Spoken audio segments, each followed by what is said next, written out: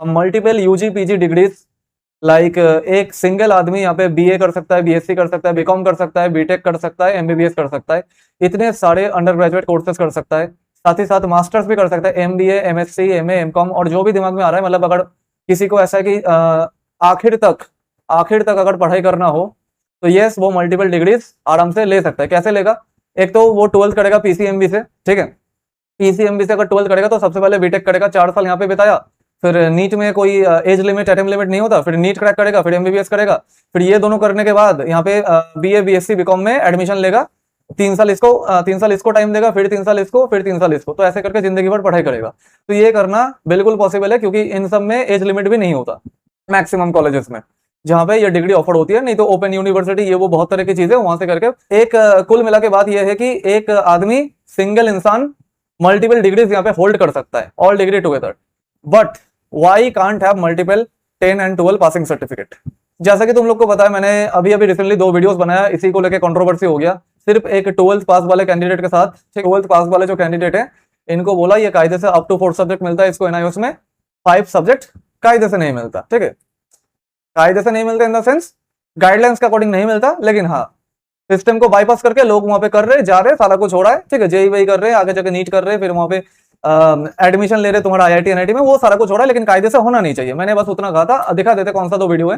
तो ये वीडियोस मेरे चैनल पे जाकर देख सकते हो कि 12th पास क्यों नहीं कर सकता, कैसे कर सकता है, क्यों कर सकता है, वो सारा चीज का जवाब इन सब वीडियो में मिलेगा। मतलब कायदे से तो अलाउड नहीं होता, लेकिन कर रहे लोग, कर रहे वो अलग बात है। जैसे होता है ना कुछ कुछ, अब जैसे अमेरिका जाने के लिए पासपोर्ट चाहिए होता है, लेकिन डंकी मार के भी लोग जाते हैं, फिर जाके वहां पे रहते, सिटीजनशिप लेते, फिर है ऐसे लोग हैं, मतलब गिने चुने लोग होंगे। तो उसी तरीके का यहाँ पे भी है। तो यहाँ पे जैसे मैं अभी यहाँ पे डिस्कस कर रहा था कि जैसे यहाँ पे प्रीवियस क्वालिफिकेशन पे एनआईओएस के फॉर्म में कोई 12th पास यहाँ पे फिलअप करेगा तो पार्ट एडमिशन को ऑटोमेटिकली यहाँ पे यस करना पड़ता। तो इसी को लेके एक स्टूडेंट ने यहाँ पे कमेंट ऐसा किया कि भाई अगर हम 12th में एडमिशन लेना चाहते तो हम 10th पास डाल के भी एडमिशन ले सकते, इसमें क्या मतलब दिक्कत है, क्या बुराई है? उसका लॉजिक ऐसा था कि अगर हम मास्टर्स में एडमिशन ले रहे तो ऑब्वियस सी बात है, अगर हम ऑलरेडी मास्टर्स कर चुके हैं तो वहां पे तो हम फिलअप नहीं करेंगे कि हमने मास्टर्स किया, वहां के प्रीवियस क्वालिफिकेशन पे हम फिलअप करेंगे कि हमने ग्रेजुएशन किया। ठीक है, इस तरीके से चल के करेंगे वहां पे। 10th 12th और जो मास्टर्स ग्रेजुएशन है उसमें नेचर और सिग्नेचर का फर्क है। ठीक है, उसी फर्क को हम आज समझेंगे यहाँ पे। उस स्टूडेंट का जो सिली डाउट है उसको थोड़ा अच्छे से समझो। वो बोल रहा है हम मास्टर्स का फॉर्म फिलअप कर रहे हैं, एमबीए का, एमएससी का, एमकॉम का, इन सब का फॉर्म फिलअप कर रहे हैं। ठीक है, तो ऑब्वियस सी बात है वहां पे प्रीवियस क्वालिफिकेशन में हम मास्टर्स ऑलरेडी अपलोड नहीं करेंगे। नहीं समझ रहे, मैं अभी समझाता हूँ। यहाँ पे देखो, मास्टर्स इन आर्ट्स कर रखा है, एमए कर रखा है हमने। ठीक है, एमए ऑलरेडी कर रखा है और वहां पे हम फॉर्म भर रहे हैं एमबीए का, ये भी तो एक मास्टर्स डिग्री है कि नहीं? तो ऑब्वियस सी बात है एमबीए का जब हम फॉर्म भरेंगे वहां पे, एमबीए का जो एंट्रेंस एग्जाम होता है या जो भी मतलब एडमिशन लेने के लिए जो फॉर्म भरना पड़ेगा उस इक्विवेलेंट एमबीए पे, तो वहां पे हम अपना प्रीवियस क्वालिफिकेशन, अपना अंडर ग्रेजुएट ही वहां पे भरेंगे, है कि नहीं? या तो बीए किया होगा, नहीं तो बीएससी किया होगा, यही सब भरेंगे। एमबीए में एडमिशन लेने के लिए हम एमए तो नहीं भर रहे, हम यही भर रहे, बीए बीएससी भर रहे। ठीक है, लेकिन मैं तुम्हें बता दूं, वीडियो को मैं खामोखा लंबा नहीं करना चाहता। अगर कैट का फॉर्म फिलअप तुम देखोगे, एमबीए का जो एंट्रेंस एग्जाम होता है सीए, वहां के जो कैट के फॉर्म के सेक्शन में एक ऐसा सेक्शन भी आता है कि बताने का, वो ऑप्शनल होता है कि अगर आपने मास्टर्स किया पहले से तो आप हमें बता सकते हैं कि कहां से किया। कैट के फॉर्म फिलिंग में भी वो चीज होता है। चलो ठीक है, मान लेते स्टूडेंट का डाउट यहाँ पे क्लियर करते। तो ये बोल रहा है, तो इस तरीके से अगर हम 12 करना है हमें, तो ऑब्वियस सी बात है हम प्रीवियस क्वालिफिकेशन यहाँ पे 10 भरेंगे, है ना? प्रीवियस क्वालिफिकेशन यहाँ पे 10th भरेंगे और इस तरीके से 12th करेंगे। प्रीवियस क्वालिफिकेशन हम 12th यहाँ पे क्यों भरेंगे? एक बात समझो, यहाँ पे प्रीवियस क्वालिफिकेशन 12th हमें नहीं भरना, एनआईओएस वाले खुद बोल रहे कि भाई तुम्हें प्रीवियस क्वालिफिकेशन 12th भरना पड़ेगा।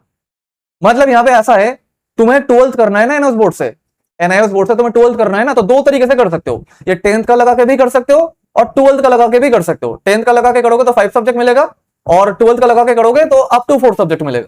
ठीक है, मैं नहीं कह रहा, एनआईओएस बोर्ड खुद कहता है ऐसा करने को। यहाँ पे देखो, ये वाला जो रूल है इनका एनआईओएस का, मैंने इसको अच्छे खासे तरीके से उस वाले वीडियो में भी डिस्कस किया था एंड आज भी कर रहा हूँ कि under this provision in case a learner studying in a regular school और has already passed the secondary, senior secondary examination और any other higher course from any recognised board, he she may opt up to 4th subject of his or choice to update knowledge and educational qualification। तो 12th पास भरने को हम नहीं बोल रहे भाई, यहाँ पे एनआईओएस वाला खुद बोल रहा है कि तुम अगर 12th पास हो तो 12th पास ही ना भरोगे भाई वहां पे, तभी ना जाके वो 12th पास वाला ऑप्शन भी वहां पे दिया।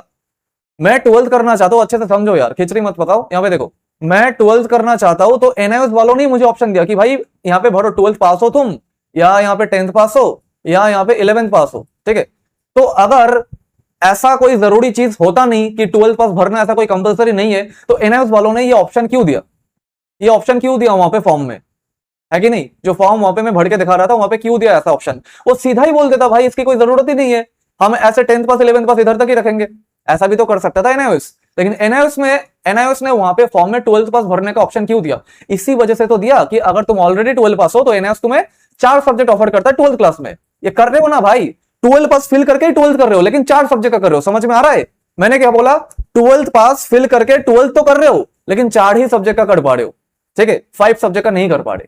तो एनआईओएस वाले ही तो तुम्हें बोल रहा है ना ये करने को, मैं नहीं बोल रहा भाई। तो यहाँ पे 10 12 दोबारा पास होने में प्रॉब्लम क्या है? मैंने क्या बोला? पास होने में प्रॉब्लम, अच्छे से समझो। तुम इंप्रूवमेंट एग्जाम दे सकते हो, एडिशनल सब्जेक्ट का एग्जाम दे सकते हो, but can't obtain passing certificate again. समझे मेरी बात? वहां पे एनआईओएस वालों ने 12th पास भरने पे वहां पे 4 ही सब्जेक्ट क्यों अलाउ किया? क्योंकि वो चाहते कि अगर तुम ऑलरेडी 12 पास हो तो वो ये नहीं चाहते कि तुम दोबारा 12th पास हो जाओ। हाँ, तुम 12th करो, तुम्हारे पास मार्कशीट बनेगा 4 सब्जेक्ट का, 1 2 3 4 का बनेगा, तो यहाँ पे लिखा रहेगा मार्कशीट पे क्रॉस क्रॉस क्रॉस क्रॉस, ऐसा लिखा रहेगा। और अगर तुम 5 सब्जेक्ट कर लेते यहाँ पे मार्कशीट पे 1 2 3 4 5, तो लिखा रहता पास, ठीक है? मतलब कि एनआईओएस वाला नहीं चाहता कि तुम दोबारा 12th पास हो जाओ। समझ में आ रहा है ना? तभी ना जाके वहां पे ऑप्शन दिया कि भाई भरो 12th पास होगी हो या नहीं हो। अगर ये कोई सीरियस इशू नहीं होता तो वो ऑप्शन ही नहीं रखता। फिर हर किसी को एनआईओएस वाला बोलता है 5 सब्जेक्ट कर लो, 5 सब्जेक्ट कर लो, है कि नहीं? तो उसका जो क्वेश्चन था वहां पे कि मैं जब मास्टर्स का फॉर्म भरूंगा तो मैं ऑब्वियस सी बात है वहां पे अंडर ग्रेजुएट ही फिलअप करूंगा, तो वैसे ही मैं जब 12th का फॉर्म भरूंगा तो ऑब्वियस सी बात है मैं 10th का फिलअप करूंगा। लेकिन ऐसा नहीं है, तुम 12th का फॉर्म भरो लेकिन तुम 12th का डिटेल भर के भी 12th कर सकते हो, यहाँ पे ऐसा फंडा है। और कितने सब्जेक्ट के साथ कर सकते हो? 4 सब्जेक्ट के साथ मैक्सिमम, 4 सब्जेक्ट के साथ मैक्सिमम तुम यहाँ पे कर सकते हो, ये फंडा है। समझ में आ रहा है? और मास्टर्स करने का जो बोला ना, कई सारे एमबीए के फॉर्म में भी तुम्हें मिलेगा, वहां पे तुमसे पूछा जाएगा कि तुमने क्या इससे पहले कोई और मास्टर डिग्री कर रखा है? अगर कर रखा है, अगर तुम बताना चाहते हो तो बता सकते हो, वहां पे भी पूछा जाता है, ठीक है? वीडियो को मैं खामों का लंबा नहीं करना चाहता, लेकिन मैं वो कैट का फॉर्म भी दिखाता है ऐसे करके। चलो कोई बात नहीं। तो जो काम तुम कर सकते हो ओरिजिनल तरीके से वो है कि तुम 12th तो पास हो सीबीएसई बोर्ड से, तो तुम अपने ही सीबीएसई बोर्ड से इंप्रूवमेंट दे सकते हो, 1 से लेके ऑल सब्जेक्ट का। अब यहाँ पे एक मजेदार चीज देखना कि कोई भी बोर्ड नहीं चाहता कि दोबारा हमारा स्टूडेंट 12 पास हो जाए, कोई भी बोर्ड नहीं चाहता। यहाँ पे एक मजेदार चीज यहाँ पे देखना, ठीक है? ये जो डेटा है मैंने कोरा से उठाया, किसी ने अपना जो इंप्रूवमेंट का मार्कशीट और इंप्रूवमेंट का जो कहानी है, स्टोरी है, उसको यहाँ पे अपडेट किया था, ठीक है? तो यहाँ पे ये इनका जो मार्कशीट है, ये फर्स्ट टाइम ये 12th पास किए थे, तो यहाँ पे देखो रिजल्ट पे लिखा है पास, यहाँ पे कर्सर दिख रहा है पास, ठीक है? तो सीबीएसई वाले ने एक बार लिख दिया अपने मार्कशीट पे पास, कि अपने स्टूडेंट को पास कर दिया सीबीएसई वालों ने। लेकिन यहां पे ध्यान दो, दोबारा जब इन्होंने इंप्रूवमेंट का एग्जाम दिया, एज अ प्राइवेट कैंडिडेट, तो 5 सब्जेक्ट का देने के बाद भी, English physics chemistry mathematics computer science, 5 subject का इंप्रूवमेंट देने के बाद भी इनके रिजल्ट पे लिखा है क्रॉस क्रॉस क्रॉस और अपीयर्ड फॉर इंप्रूवमेंट। समझ में आ रहा है? 5 सब्जेक्ट देने के बाद भी सीबीएसई वाला दोबारा पास नहीं लिख रहा। अरे पास लिख देगा तो ये दोबारा पासिंग सर्टिफिकेट बन जाएगा, इस वजह से नहीं लिख रहा। तो कोई भी बोर्ड नहीं चाहता कि मेरा स्टूडेंट दोबारा 12 पास हो जाए। समझ में आ रहा है? तो ये है एक्चुअल रूल, ये है एक्चुअल फंडा। यहां पे सीबीएसई बोर्ड में 5 सब्जेक्ट का इंप्रूवमेंट देने के बाद भी एक लैंग्वेज भी दिया, core subject physics chemistry mathematics भी दिया, कंप्यूटर साइंस भी दिया, लेकिन ये देने के बाद भी यहाँ पे अपीयर्ड फॉर इंप्रूवमेंट लिख के आ रहा है, और रिजल्ट स्टेटस पे यहाँ पे क्रॉस क्रॉस क्रॉस लिख के आ रहा है। दोबारा पास नहीं लिख रहा सीबीएसई, एक ही बार पास लिख रहा है। ये है फंडा। तो यही चीज मुझे तुम लोग को समझाना था कि भाई एक बार 12 पास होने के बाद अगर अपने बोर्ड से इंप्रूवमेंट का एग्जाम देते हैं हम लोग, तो वहां पे भी सीबीएसई पास नहीं लिखता, ठीक है? अगर 5 सब्जेक्ट का भी दे रहे हो तब भी पास नहीं लिखेंगे। क्या लिखेंगे? कि अपीयर्ड फॉर इंप्रूवमेंट। अब इसके बाद भी अगर किसी को समझ में नहीं आए तो जिंदगी में कभी समझ नहीं पाएगा क्या होता है क्या नहीं होता। तो ये तुम कर सकते हो, ये करना टोटली अलाउड है कि तुम 12th पास हो। जैसे वो वाला स्टूडेंट था जब फर्स्ट टाइम पास किया था, कितना खराब परसेंटेज बना था, वहां पे कितना कम नंबर था, 71% शायद था। वीडियो को वहां पे पीछे लाके, वीडियो को वहां पे पीछे करके देख लेना, ठीक है? लेकिन जब उसने इंप्रूवमेंट दिया नेक्स्ट ईयर, तो उसका कितना शानदार परसेंटेज बना, 93 91 ऐसा करके बना। तो ये काम तुम कर सकते हो, अपना परसेंटेज इंप्रूव करा सकते हो, ये टोटली वैलिड है, इसमें कोई प्रॉब्लम नहीं है। अगर तुम्हारा बोर्ड, मैं अगेन बोल रहा हूं, अगर तुम्हारा बोर्ड तुम्हें इंप्रूवमेंट का एग्जाम देने को अलाउ करे तो ये चीज करना टोटली वैलिड है, कोई प्रॉब्लम नहीं है, ठीक? Additional subject exam but can't obtain passing certificate. इसका मतलब ऐसा है कि मान लो सीबीएसई बोर्ड से तो तुम 12th पास हो गए, सीबीएसई बोर्ड से 12th पास हो गए, यहाँ पे मान लेते हैं कि भाई आर्ट्स कॉमर्स से हो गए, आर्ट्स से या कॉमर्स से हो गए, ठीक है? और यहाँ पे एनआईओएस में तुमने अप टू 4 सब्जेक्ट कर लिया, ठीक है? क्योंकि एनआईओएस कायदे से 12th पास वालों को अप टू 4 ही अलाउ करता है, ये कर लिया तुमने। तो यहाँ पे एनआईओएस में तुमने सब्जेक्ट उठाया, इंग्लिश पीसीबी उठा लिया, इंग्लिश पीसीबी उठा लिया, या मान लेते कि इंग्लिश तुम्हारे पास पहले से था, तुमने यहाँ पे पीसीएम भी उठा लिया, इंग्लिश को हटा देते, ठीक है? इंग्लिश को हटा देते, पीसीएम भी उठा लिया तुमने। तो ऐसे करके तुम इसको यूज करके ये दोनों कॉम्बिनेशन यूज करके नीट में तो एलिजिबल हो जाते हो, जेई में एलिजिबल नहीं होते, ये है प्रॉब्लम। तो ये करना भी अलाउड है, ये करने में भी कोई प्रॉब्लम नहीं है। अब नीट में क्या कैसे एलिजिबल होते हैं, जेई में कैसे एलिजिबल होते हैं, उसके लिए डिस्क्रिप्शन बॉक्स में जो वीडियो है वो उन दोनों वीडियो को जाके देखो, तभी तुम्हें अच्छे से क्लैरिटी मिलेगी। इस वीडियो को मैं उतना लंबा यहाँ पे नहीं खींचूंगा। और जो करना अलाउड नहीं है वो है ये चीज, ये रेड कलर पे जो मैंने लिखा कि मैं सीबीएसई बोर्ड से तो 12 पास हूं और मैं एनआईओएस बोर्ड से भी 12 पास हो गया, 10th पास वहां पे प्रीवियस क्वालिफिकेशन भर के मैंने एनआईओएस बोर्ड में यहाँ पे एडमिशन लिया और 5 सब्जेक्ट में एडमिशन ले लिया और दोबारा एनआईओएस बोर्ड से भी 12 पास हो गया, एकदम सारा सिस्टम बाईपास करके इधर उधर करके। तो ये चीज कायदे से वैलिड नहीं होता। अगर किसी में थोड़ा सा भी अकल हो, दिमाग हो, तो उसको समझ में आएगा। अगेन नेक्स्ट बातें करते हैं यहाँ पे। अब मुद्दे की बात भाई, क्यों मल्टीपल डिग्री करना अलाउ है, उसमें कोई प्रॉब्लम नहीं है, लेकिन क्यों 10-12 दोबारा करना ऐसे टेक्निकली कायदे से अलाउ नहीं होता। हाँ मतलब बाईपास करके करना है तो वो तो सब कुछ अलाउ होता है, लेकिन कायदे से तो होता नहीं अलाउ, ठीक है। वो ऐसा इस वजह से है कि मान UG PG degree or specialisation, ठीक है। यूजी पीजी डिग्री तुम्हारा क्वालिफिकेशन है।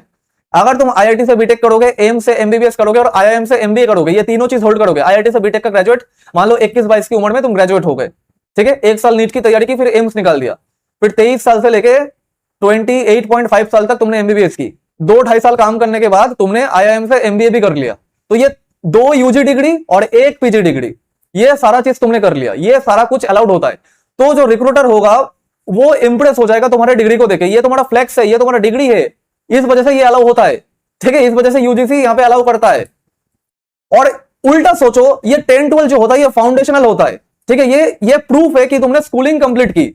मान के चलो कि तुमने 12 पास सीबीएसई बोर्ड से भी कर लिया, उसमें थे 78%, एनआईओएस बोर्ड से भी कर लिया, उसमें थे 82%, यूपी बोर्ड से भी कर लिया, उसमें थे 80%। तो तुम जब किसी एग्जाम का फॉर्म भरोगे वहां पे तो एक ही बोर्ड का डिटेल्स भरोगे ना, मान लेते कि जेई का फॉर्म भरोगे, ठीक है। अब जेई वालों को चाहिए एक सिंगल बोर्ड से 12 पास, ये चाहिए। तो अगर तुम दोनों जगह से 12 पास हो भी गए, लेकिन जेई वालों को तो एक ही चाहिए ना, ऐसा थोड़ी कि सीबीएसई का भी उठा के दिखा दिया यहां से भी 12 पास है, एनआईओएस का भी उठा के दिखा दिया यहां से भी 12 पास है, इस तरीके से थोड़ी चलेगा। अरे जेई को तो एक ही चाहिए ना भाई। हाँ, अगर ऐसा है कि एक सिंगल बोर्ड से तुम 12 पास हो गए और तुम्हारे बोर्ड में तुम्हारा 75% नहीं बना, हो सकता है, तो इसके लिए तुम क्या करो, अपने ही बोर्ड से इंप्रूवमेंट का एग्जाम दो, ठीक है, अपने ही सीबीएसई बोर्ड जो है तुम्हारा उससे इंप्रूवमेंट का एग्जाम दो।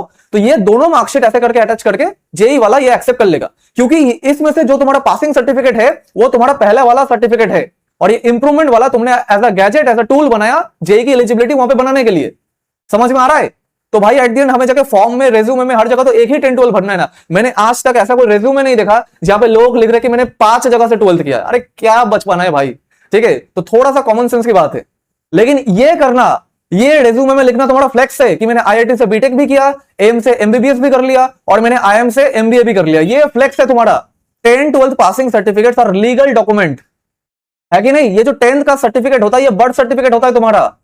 जब जेई का फॉर्म भरते हो, नीट का फॉर्म भरते हो, एनआईओएस में एडमिशन लेते हो 12th क्लास के लिए, वहां पे क्यों लिखता है कि भाई बर्थ सर्टिफिकेट के उधर 10th की मार्कशीट अपलोड करो। अगर तुम्हें नहीं पता तो आज पता कर लो, 10th की मार्कशीट तुम्हारा बर्थ सर्टिफिकेट है। हाँ, बर्थ सर्टिफिकेट हमें अलग से एक मिलता है, ठीक है, एक अलग से हमें बर्थ सर्टिफिकेट मिलता है, लेकिन 10th की मार्कशीट को भी हम ऐसा बर्थ सर्टिफिकेट वहां पे यूज कर सकते हैं, है ना, आर्मी वगैरह के लिए, या यू मान के चलो कि दोबारा 10-12 इस तरीके से करके कर लेते, तो ये नहीं करना चाहिए। और 12th दोबारा करना सबसे जो हाई स्कूल कंप्लीशन प्रूफ है ये, और इसको करने से प्रॉब्लम क्या होता है कि attempt limit cheat, scholarship cheat, कई स्कॉलरशिप होते हैं वहां पे बोलता है कि 12th में 70% जिसका है उसको हम 10,000 रुपए देंगे। कई स्टेट का स्कॉलरशिप वगैरह होता है इस तरीके से, है कि नहीं। तो यहाँ पे अगर मान लो किसी का वो अचीव नहीं हुआ और इस तरीके से उसने दोबारा कर लिया, तो वो स्कॉलरशिप का पैसा वहां पे ले लेगा, ठीक है। तो इस तरीके से चीटिंग होता है, एटेम्प्ट लिमिट चीट।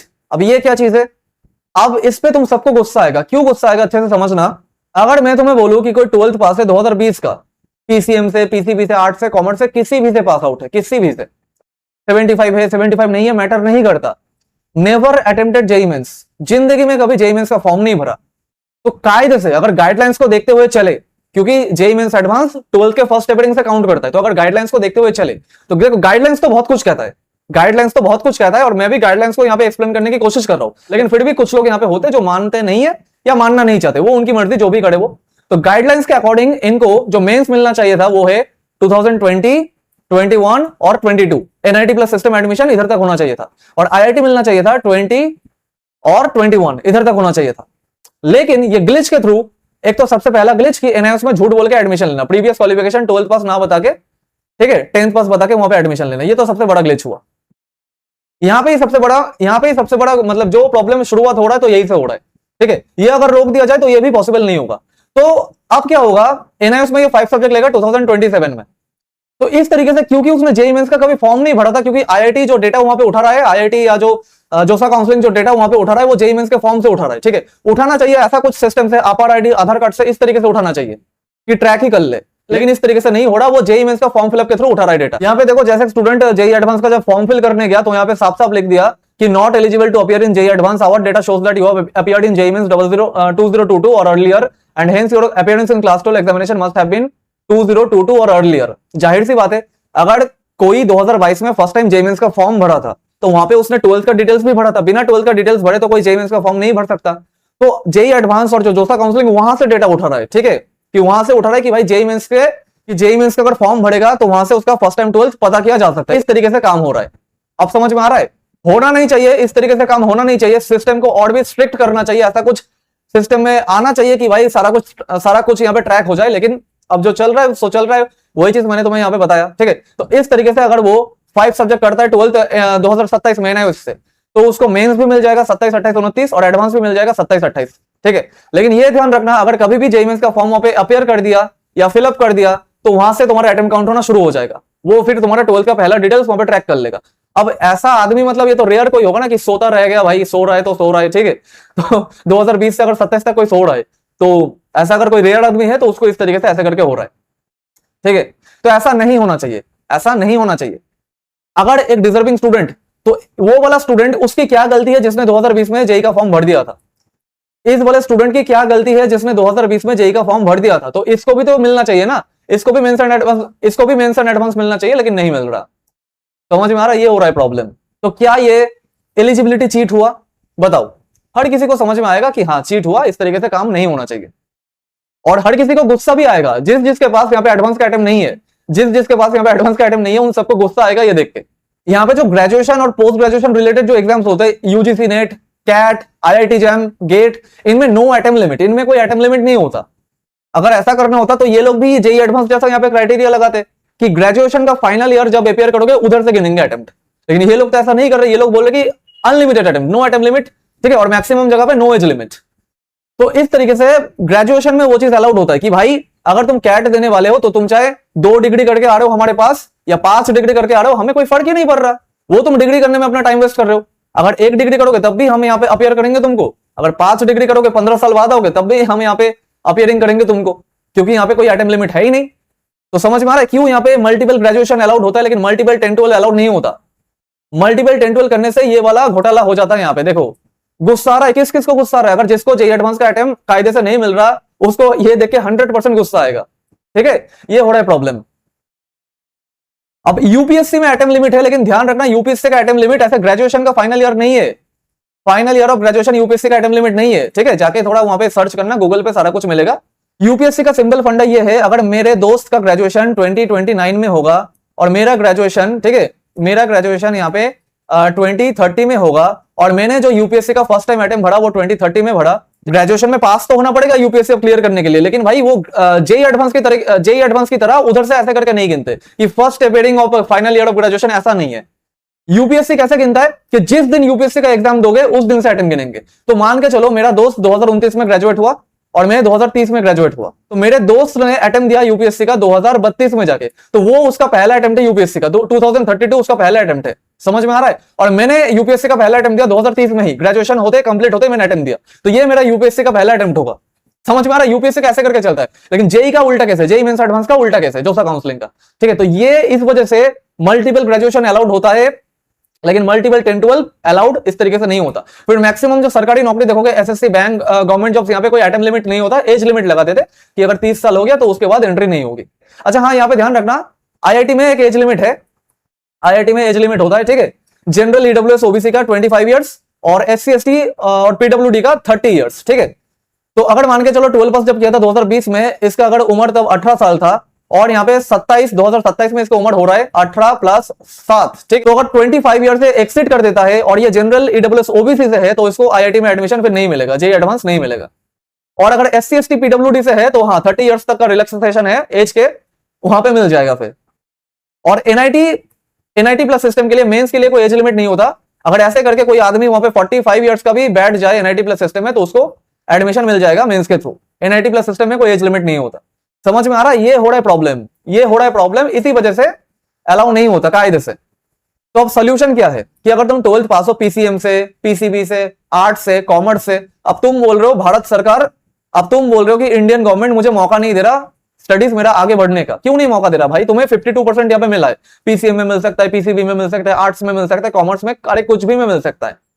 अब देखो, जो पीसीएम स्ट्रीम का स्टूडेंट है उसके पास तो सबसे golden opportunity, go for own board improvement 75+ वहां पे कर दो और टेक फिर तुम्हें क्या कहते हैं ऐसे करके 75+ अपने ही बोर्ड से कर दोगे तो जेईई मेंस एडवांस में हंसते खेलते वो चीज एक्सेप्ट होगा और कोई प्रॉब्लम नहीं होगा जीवन में। और नहीं तो पीसीएम स्ट्रीम वाले स्टूडेंट को यहाँ पे नीट करना है, ये जो पीसीएम में 52% मिला ना, इसको नीट करना है, तो टेक एडिशनल इंग्लिश पीसीबी और you can say additional biology from NIOS for NEET. अगर तुम नीट का क्राइटेरिया इंग्लिश प्लस पीसीबी मिला के 50% का जो क्राइटेरिया होता है वो पूरा कर देते हो तो हाँ नीट में भी तुम एलिजिबल हो जाओगे। नीट में दोनों अलग अलग बोर्ड का मार्कशीट चलता है लेकिन जेईई में नहीं चलता। समझ में आ रहा है? ये हो रहा है फर्क। तो यहाँ पे तुम्हें अलाउ तो कर रहा है गवर्नमेंट तो तुम्हें मौका दे रहा है कि नहीं? आर्ट्स कॉमर्स वाले को गवर्नमेंट बोल रहा है कि स्ट्रीम चेंज कर लो, English PCB up to 4 subject यहाँ पे एनआईओएस में उठाओ एडिशनल और नीट में एलिजिबल हो जाओगे, डॉक्टर बनो।